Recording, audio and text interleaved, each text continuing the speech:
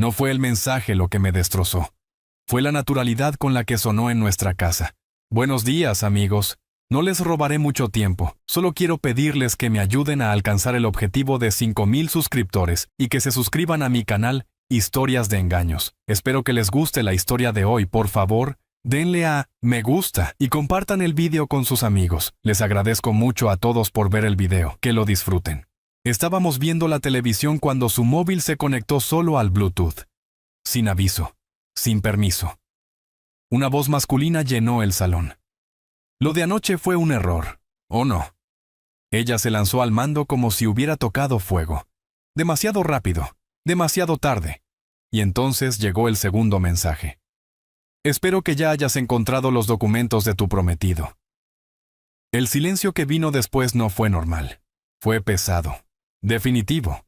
Hasta ese segundo, la noche había sido exactamente lo que se supone que debe ser una vida estable.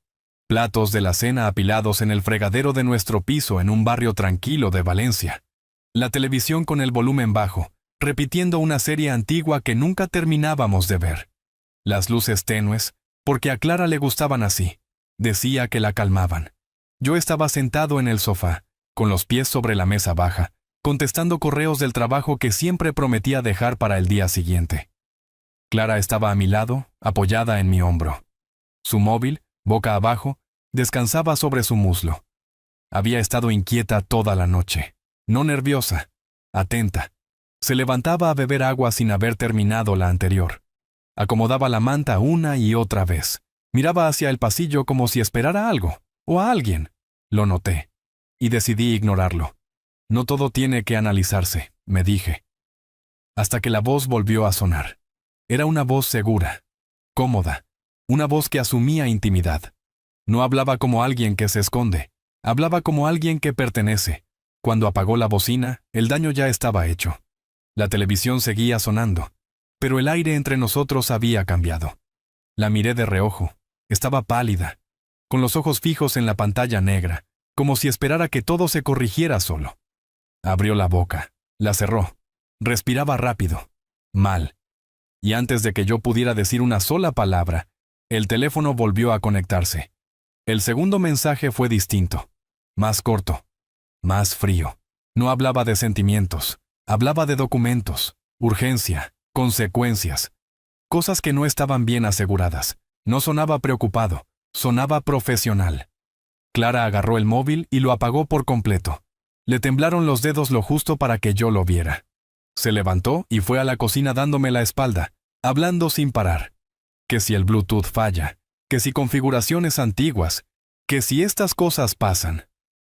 No la interrumpí, no pregunté quién era, no levanté la voz, me quedé sentado porque algo en ese segundo mensaje ya había encajado todas las piezas. No eran fotos, no eran mensajes románticos, no era una traición impulsiva, eran documentos. Los documentos requieren tiempo, acceso, confianza. Clara volvió con una sonrisa que no le llegaba a los ojos y dijo que sería mejor irnos a dormir, que le dolía la cabeza. Asentí, pero esa noche entendí algo que todavía no sabía cómo afrontar. No había escuchado una infidelidad. Había escuchado un plan, y lo peor era que aún no sabía hasta dónde llegaba. Prometió que al amanecer me contaría todo. Lo dijo con una serenidad impostada, colocando cada frase donde no tocaba, como quien ordena una coartada. Asentí. Le dije que no pasaba nada. Se encerró en el dormitorio y giró la llave. Yo me quedé en el sofá contando respiraciones. 10 minutos exactos. Lo suficientes para asegurarme de que no iba a volver a salir. Cuando me puse en pie, el piso me resultó extraño. Bonito. Falso. Un escenario montado para que alguien creyera que allí vivía una pareja. Avancé por el pasillo hasta el archivador gris junto a mi despacho. Ese mueble había sido idea de Laura desde el primer día en Málaga. Que si ella se apañaba mejor con papeles. Que si era más práctico centralizarlo todo. Que si así funcionábamos como un equipo. Abrí el cajón. A simple vista, impecable. Carpetas ordenadas. Etiquetas nuevas. Pólizas, escrituras, contratos, extractos. Cogí la carpeta laboral y la revisé sin prisa. Faltaban documentos clave, nóminas, anexos, copias que yo sabía que estaban ahí. Pasé a la del banco. La cubierta intacta. El interior sospechosamente fino. Las hojas no habían sido arrancadas. Habían sido retiradas con cuidado, con tiempo. No sentí miedo. Sentí una calma incómoda. La clase de calma que llega cuando todo encaja. Cerré el archivador y entré al despacho. Encendí solo la lámpara como si no quisiera despertar a la casa. Abrí el portátil. Accedí a mis cuentas. Nada raro. Nada fuera de sitio. Ni un movimiento impulsivo. Eso fue lo que me heló. Si hubiera sido una torpeza, habría rastros. Si hubiera sido una aventura, habría errores. Pero no lo sabía. Todo estaba calculado. Esperando una señal. Busqué en el correo. Avisos del banco, de la empresa, de la aseguradora. Varios marcados como leídos en días en los que yo había pasado 12 horas seguidas en la oficina del Parque Empresarial de Teatinos. Alguien había entrado antes que yo. Cerré el portátil y me recosté en la silla. Desde el dormitorio llegaban sonidos mínimos, cajones, tela rozando madera. El móvil de Laura vibró una vez, y volvió a morir el sonido. Cuando fui a la cama, dormía de espaldas. El teléfono escondido bajo la almohada, como un secreto físico. Me quedé mirando el techo. No repasaba frases, repasaba suposiciones. Que no estaba sola cuando escuchaba esos mensajes. Que mis documentos ya no estaban quietos. Que lo siguiente llevaba meses cocinándose. De madrugada regresé al despacho sin hacer ruido. Abrí el historial de la bocina. Pocos dispositivos registrados. Uno destacaba, nombre desconocido. Conexiones repetidas durante semanas. Siempre cuando yo no estaba. Lo anoté. Después entré en la app de la comunidad, la que usamos para gestiones y avisos. Allí estaba. Solicitudes de Laura a la administración. Copias de documentación. Adjuntando un poder notarial que, según el sistema, yo le había concedido. Nunca me habló de ello. Volví a la cama antes de que amaneciera. Dormía inquieta, con una mano cerrada sobre el móvil bajo la almohada, como si incluso dormida supiera que podía condenarla. Al amanecer se levantó deprisa. Habló de entregas, de plazos, de reuniones. No me miró. Me besó la mejilla más tiempo del necesario y salió con el bolso apretado contra el cuerpo. Esperé a escuchar el ascensor. Entonces me moví. Fotografié el archivador, los huecos, las ausencias. Guardé capturas de los registros de la comunidad. Imprimí extractos. Los reuní en una carpeta nueva. Una carpeta invisible para ella. Cuando volvió esa noche, ya no la estaba esperando como a mi prometida. La estaba observando como a alguien que había empezado una guerra, sin saber aún quién iba a terminarla. Ya no la miraba como a alguien que se había equivocado. La observaba como a alguien ejecutando un plan en el que yo no figuraba como vencedor. Y entendí algo más. Quienquiera que fuera el hombre de la bocina, había cometido un error grave. Había subestimado el tiempo que yo había ganado sin querer. Cuando descubres que te mienten, lo más difícil no es el golpe inicial. Es fingir que no ves el patrón aparecer en todas partes. Las pausas se vuelven demasiado largas. Las explicaciones llegan antes de que existan las preguntas. El cuerpo se adelanta a la historia, como si necesitara ir siempre un paso por delante de la verdad. Laura cambió. Se volvió precisa. Salía antes. Volvía después. Puso el móvil en silencio incluso cuando estábamos en la misma habitación. Dejó de preguntarme a qué hora trabajaba. Empezó a confirmarlo, como quien ya conoce la respuesta pero necesita escucharla en voz alta. Yo hice lo que mejor sabía hacer. Interpreté mi papel. Me quejé de plazos, de trabajo extra, del tráfico de la ronda de Sevilla. Le ofrecí la versión más aburrida y predecible de mí mismo, la que no despierta sospechas, la que no exige atención. Cada noche notaba que ella ya no estaba del todo allí. 3 días después del incidente del Bluetooth, el dispositivo desconocido volvió a aparecer en el sistema de la bocina. Se conectó menos de un segundo y desapareció, como alguien comprobando si una puerta seguía abierta. Anoté la hora. Encajaba a la perfección con el intervalo entre mi salida al trabajo y la suya. Los patrones no necesitan emoción, solo constancia. Ese mismo día, durante mi pausa para comer, conduje hasta un edificio de coworking que aparecía asociado al registro del dispositivo, en Chamartín. Cristal, acero, fachada limpia, entre una asesoría legal y una clínica privada. Dirección de prestigio, neutral, perfecta. Aparqué enfrente y esperé. Laura llegó 20 minutos después. No miró alrededor. No dudó. Entró con tarjeta como quien pisa un lugar que ya conoce de memoria. No la seguí. No hacía falta. Ya no estaba investigando. Estaba confirmando. Esa tarde consulté mi informe crediticio desde un ordenador público. No había productos abiertos a mi nombre. Todavía. Pero sí había 2 consultas recientes, ambas vinculadas a una financiera especializada en hipotecas. El nombre me resultó familiar al instante. Era la misma empresa cuya tarjeta Laura había llevado a casa meses atrás, la que, según ella, nos ayudaría a estudiar opciones para comprar un piso más grande. Recordé la conversación con una claridad incómoda, cómo insistió en encargarse de los trámites, cómo lo presentó como una forma de aliviarme, cómo me pidió que confiara. La confianza, entendí entonces, es especialmente peligrosa cuando se disfraza de eficiencia. Esa noche volví a casa antes que ella, algo que casi nunca hacía.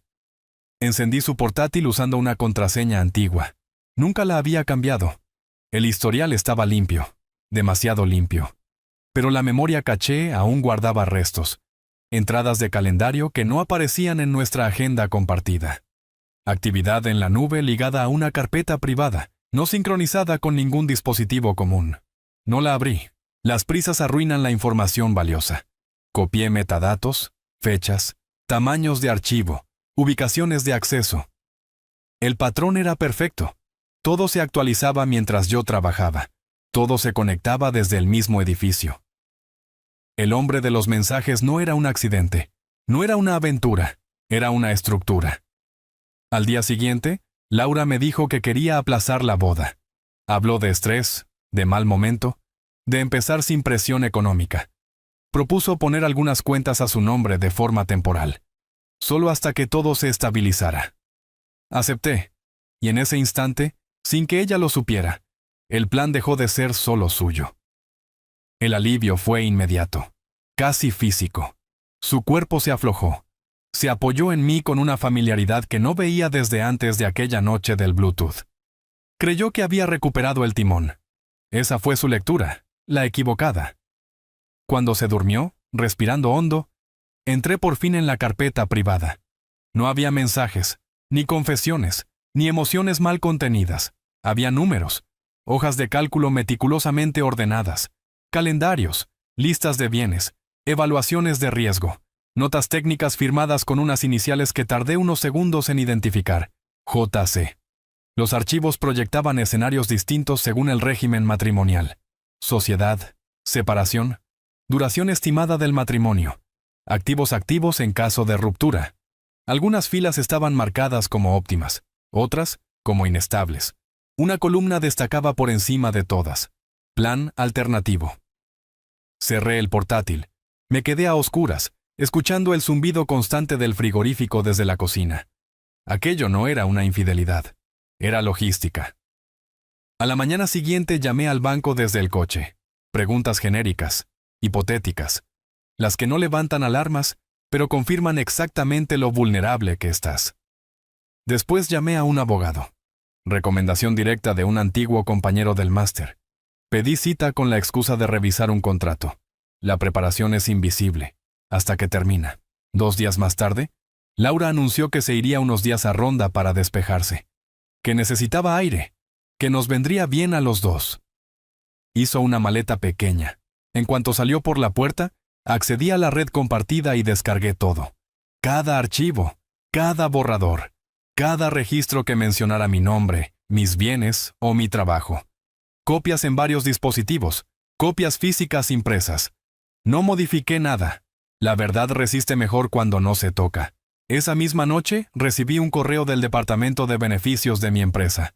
Me pedían confirmar un cambio de beneficiario solicitado a mi nombre. No respondí. Me reenvié el mensaje a una cuenta segura y lo marqué para más tarde. Prefería que el intento quedara registrado, no corregido. Cuando Laura regresó, traía otra energía, más ligera, más confiada. Hablaba del futuro como si ya estuviera escrito, como si camináramos en la misma dirección. No sabía que el rumbo había cambiado por completo. Esa noche, el dispositivo Bluetooth desconocido intentó conectarse de nuevo. Falló. Yo ya había desactivado cualquier emparejamiento externo. Observé su rostro cuando no funcionó. No hubo miedo, no hubo pánico, hubo cálculo. Se disculpó y se fue al dormitorio. Su móvil se iluminó segundos después. Me quedé en el salón, mirando la bocina muda, entendiendo por fin algo esencial. El hombre al otro lado no era el peligro. El peligro era el plan que asumía que yo seguiría siendo pasivo el tiempo suficiente para completarse, y yo había dejado de serlo hacía días. Cuando un plan empieza a depender del silencio ajeno, aparecen los errores. Se confunde paciencia con control. Se interpreta demora como cooperación. Laura entró en esa fase sin darse cuenta. Dejó de ocultar su agenda. Hablaba de reuniones sin explicar nada. Atendía llamadas en otra habitación sin bajar la voz. Nuestra vida empezó a tratarla como un borrador ya corregido en su cabeza. El hombre de las iniciales, el que existía en hojas de cálculo y no en emociones, empezó a integrarse en su rutina. Yo lo dejé avanzar. El miércoles por la tarde me reuní con el abogado, mientras ella creía que yo estaba haciendo horas extra. Llevé todo impreso, tablas, registros, solicitudes preparadas pero aún no ejecutadas. No hablé de engaño, hablé de exposición patrimonial. El abogado no mostró sorpresa, ni indignación. Solo asintió lentamente. Eso me lo explicó todo. Entonces me dijo, con una calma quirúrgica, qué era exactamente lo que ya habían intentado. Me explicó qué habría ocurrido si hubiera estampado mi firma en el papel equivocado, en el día equivocado. Me habló de lo limpia que podía ser una separación si yo me adelantaba, y de lo devastadora que sería si esperaba. Antes de irme, hice una sola pregunta. ¿Cuánto tiempo? No fue una respuesta tranquilizadora, pero sí precisa. La rapidez decidiría quién absorbía el golpe. Esa misma noche, Laura propuso abrir un fondo de inversión conjunto. Había ensayado el discurso. Se notaba en el ritmo. Primero los beneficios, después los riesgos, minimizados. Y al final, la conclusión ya cerrada, como si solo faltara mi asentimiento formal. Acepté otra vez. El alivio se le notó en los hombros. Se apoyó en mí en el sofá y empezó a hablar del futuro con una seguridad que ya no me incluía como decisión, solo como trámite. Más tarde, el dispositivo Bluetooth desconocido intentó enlazarse de nuevo. Falló. Vi cómo fruncía el ceño, primero hacia la bocina, luego hacia su móvil. No dijo nada. Se acercó un poco más, acomodó la manta. Yo no me moví. A la mañana siguiente pedí una cita presencial con recursos humanos de mi empresa. La justifiqué como una revisión preventiva por cambios personales importantes. Llevé identificación, copias, documentación. Allí me mostraron las solicitudes que Laura había intentado tramitar en mi nombre. Algunas a medio procesar, otras detenidas para validación, ninguna cerrada. Ese margen era oro. Restablecieron mis accesos al portal interno. Cambiaron las notificaciones. Anularon cualquier autorización a terceros. El responsable imprimió el comprobante y me pidió firmar. Lo hice despacio. De allí fui directo al banco. No acusé. Planteé escenarios hipotéticos, exactamente los mismos que aparecían en las hojas de cálculo. El gesto del ejecutivo cambió mientras entendía el dibujo completo. Revisaron cuentas compartidas. Aplicaron bloqueos preventivos, ajustaron límites, redirigieron alertas a mi número personal. No hubo drama. Eso era lo correcto. Cuando Laura volvió esa noche, lo notó al instante. Preguntó con aparente naturalidad si había tocado algo de las cuentas. Le dije que sí, que necesitaba claridad antes de mover más dinero. Sonrió, pero la mandíbula se le tensó un segundo de más. Asintió. Pidió disculpas. Se encerró en el dormitorio. Su teléfono vibró una y otra vez. La escuché caminar de un lado a otro. Una hora después regresó distinta, calmada, segura de nuevo. Me dijo que el viaje le había ayudado, que se sentía más conectada conmigo, que deberíamos reconstruir la confianza poco a poco. Confianza, dijo, como si fuera una reserva administrable. Esa noche entré de nuevo en la carpeta de la nube. Había un archivo nuevo, creado mientras yo estaba en el banco. Revisión de contingencia. El documento ajustaba plazos, asumía retrasos, reducía riesgos. En varias líneas se repetía una idea inquietante. Daniel muestra cautela, pero es gestionable. Mi nombre aparecía una y otra vez. ¿Lo copié? Al día siguiente pedí al administrador del edificio copias de todos los documentos que Laura había presentado en mi nombre. Dudó. Revisó con lupa el supuesto poder notarial. Accedió. Varias fechas habían sido modificadas. El lenguaje, suavizado. Las responsabilidades, desplazadas con cuidado. No era torpeza, era intención. Esa tarde, por fin, investigué al hombre detrás de las iniciales. Julián Cruz. Y entonces, entendí con quién estaba jugando realmente. La supuesta consultoría desde la que operaba Julián Cruz llevaba activa menos de 2 años. Legal, sí. Sólida, no. Su rastro profesional era una sucesión de vacíos incómodos. Razones sociales que cambiaban. Socios que desaparecían sin explicación. Proyectos que terminaban siempre igual. Conflictos civiles, nunca denuncias. Demasiado limpio para llamar a la policía. Demasiado sucio para ser casual. Laura no era una excepción. Era un patrón más. Lejos de tranquilizarme, eso afinó mi precisión. Pedí otra reunión con el abogado y le envié todo lo nuevo. La revisión del plan alternativo, los documentos manipulados, los intentos fallidos de mover beneficiarios. Esta vez no tuve que hablar yo. El abogado fue directo. Todo dependía de que yo siguiera creyendo que todavía había algo que salvar. Esa ilusión ya no existía. 2 días después, a Laura le llegó el primer aviso automático. Una transferencia denegada. Probó de nuevo. Mismo resultado. Aquella noche me encaró por primera vez desde el episodio del Bluetooth. Sin rodeos.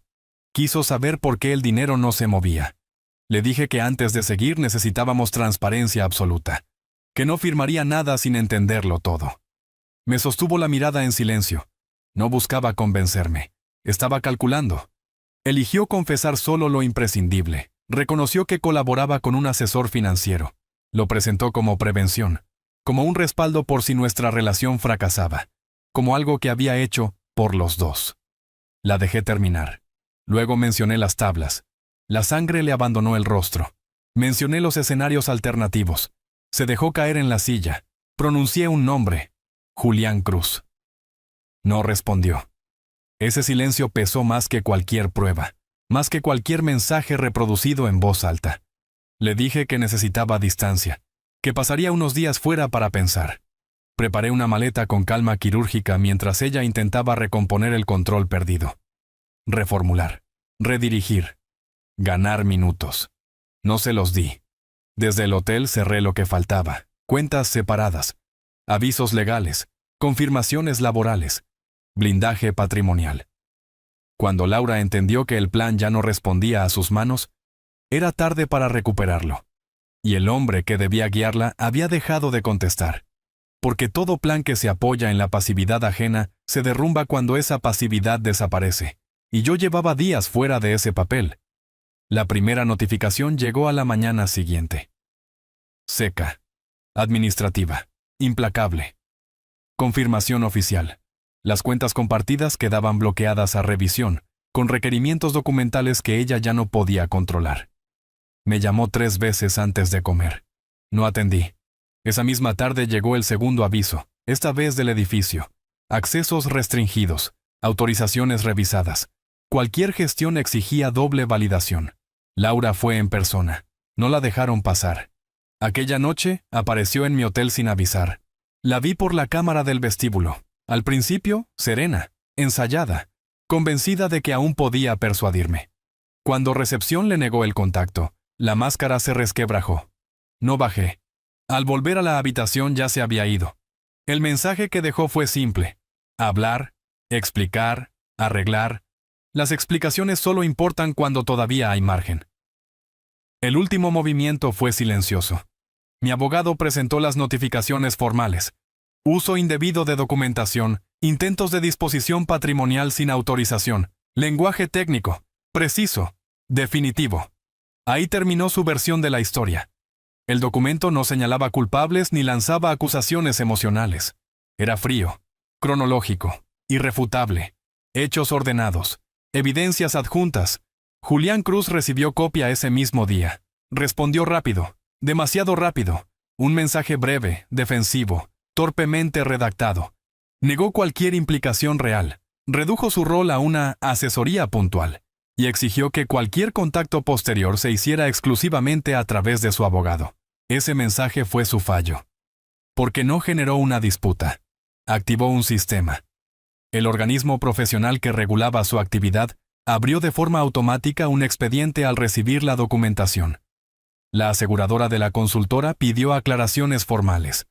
Dentro de la empresa donde operaba se inició una auditoría interna. No fue un ataque. Fue alineación. Laura percibió el silencio de Julián casi al instante. A la mañana siguiente lo llamó sin descanso. Envió correos. Probó números secundarios guardados con nombres irrelevantes. Ninguno respondió. Ahí comprendió algo que había evitado aceptar. El plan que había construido descansaba sobre alguien que desaparecía en cuanto el riesgo dejaba de ser abstracto. Volvió al piso y empezó a meter cosas en cajas con violencia contenida. No para marcharse, para recuperar control. Creyó que podía apropiarse de lo tangible si lo financiero ya no se movía. Se equivocó. Mientras estaba allí, llegó un mensajero. Le entregó un requerimiento legal que exigía la conservación inmediata de documentación y dispositivos. Me llamó en cuanto lo leyó. Esta vez contesté. No discutí. No reproché.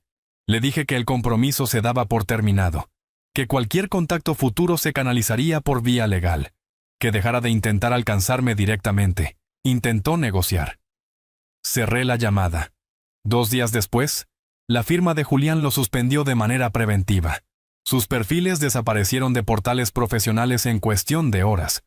Clientes se alejaron sin explicaciones. Socios retiraron discretamente sus nombres de registros comunes.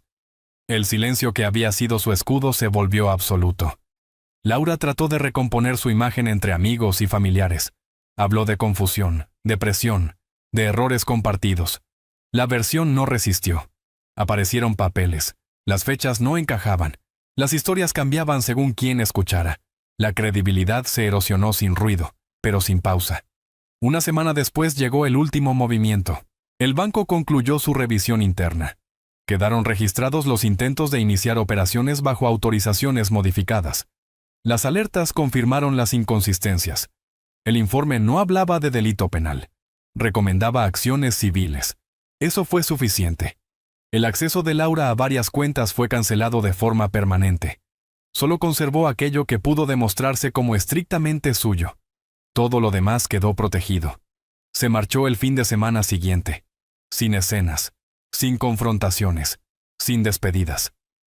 El piso cambió después, no porque ella se fuera, sino porque la presión desapareció por completo. La situación de Julián se deterioró aún más rápido. La investigación profesional destapó irregularidades ajenas a mi caso. Otros clientes aparecieron. Los patrones se repitieron. Las auditorías se ampliaron. Lo que antes se resolvía en privado dejó de poder ocultarse. Antes de terminar el mes, su firma se disolvió. Nunca volvió a contactarme. Laura envió un último mensaje semanas después, desde una dirección desconocida. Extenso, justificativo. Buscaba explicación, buscaba cierre. Se lo reenvié a mi abogado. No respondí. El cierre no nace del diálogo. Cuando el daño es deliberado, nace del restablecimiento del orden. Profesionalmente no perdí nada. Mi empresa confirmó que mis beneficios seguían intactos. Mis expedientes, protegidos. Mi reputación, limpia. Financieramente, el resultado fue definitivo. No se desvió patrimonio. No se transfirieron deudas. El intento colapsó por completo.